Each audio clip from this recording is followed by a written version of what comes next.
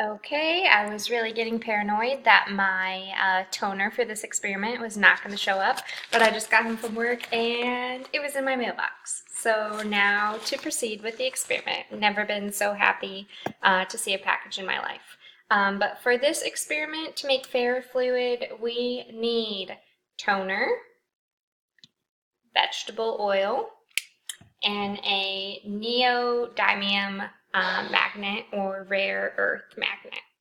So now that I have all my ingredients, I'm going to proceed with making the experiment. Have a little setup over here.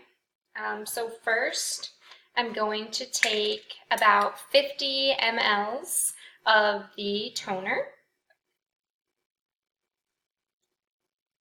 and place it into my version of a beaker, which is this plastic cup.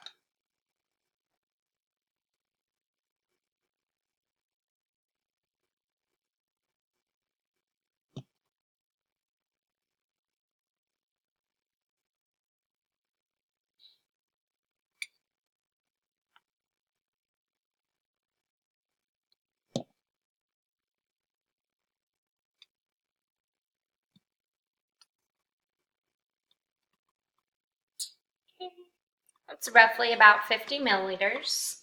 And to that, I am going to add 30 milliliters of vegetable oil.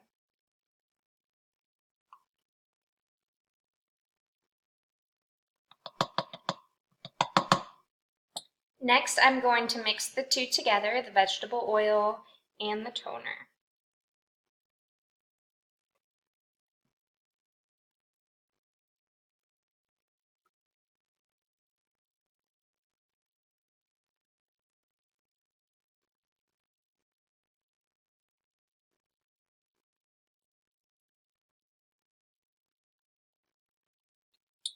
This is a little bit hard to mix. I think I might have overdid it on the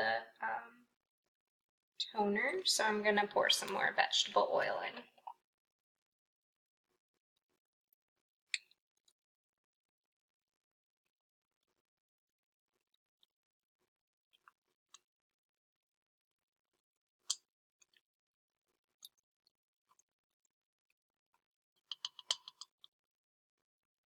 Also going to get something different to stir with. Spoon is not quite working out for me.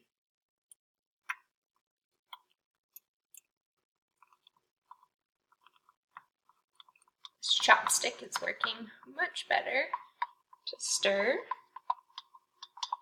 It's mixing up.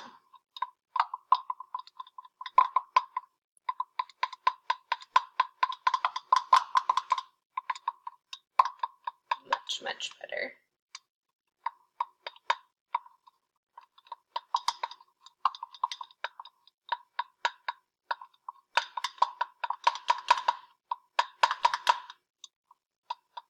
Okay, now I'm going to pour the ferrofluid into this more glass container here.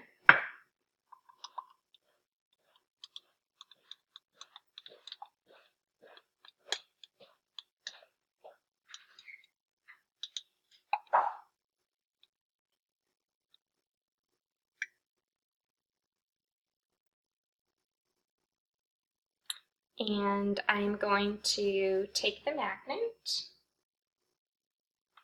and place it underneath the bottom of the container.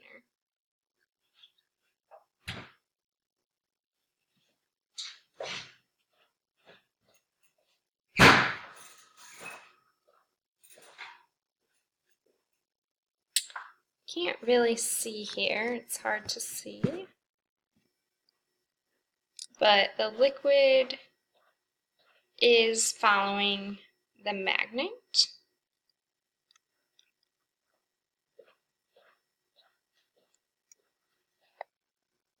It's not quite creating the spikes as did the video, but it definitely does track wherever I move the magnet, it follows. You can see.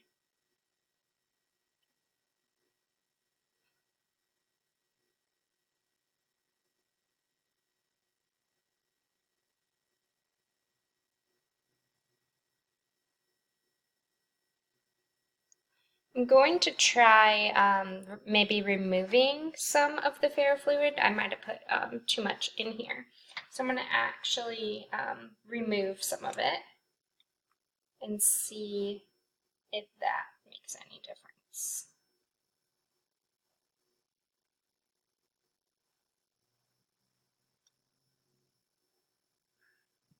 I'm going to also put on gloves because I forgot to do that, and I got some on my hand, and that is going to definitely stain.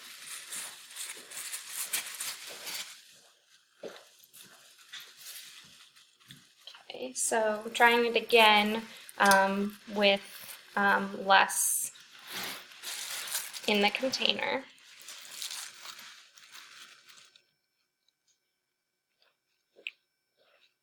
Just similar, you can see wherever I move the magnet, the ferrofluid definitely follows.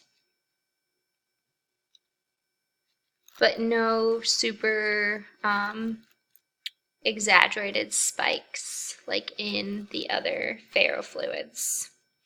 Maybe this is because my magnet isn't quite strong enough. I'm thinking maybe if I had a stronger magnet, that it might be more severe.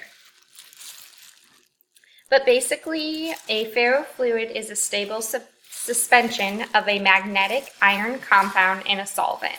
So in this experiment, the magnetic iron compound would have been the toner here, and then the solvent is our vegetable oil. For this experiment, we needed toner, vegetable oil, and then the neodymium magnet. Like I said, I poured 50 milliliters of the toner into the cup, mixed that with 30 milliliters of vegetable oil, and that is what made the ferrofluid. Ferrofluid must have some type of magnetic metal in it. For it to work, the particles of the metal must be very, very small, or also called nanoparticles. These nanoparticles are small enough that they can overcome the magnetic attraction that would otherwise cause them to clump together and sink. Van der Waals force also plays a role by attracting the metal together, pulling it out of the liquid with the help of the surfactant, in this case, the vegetable oil.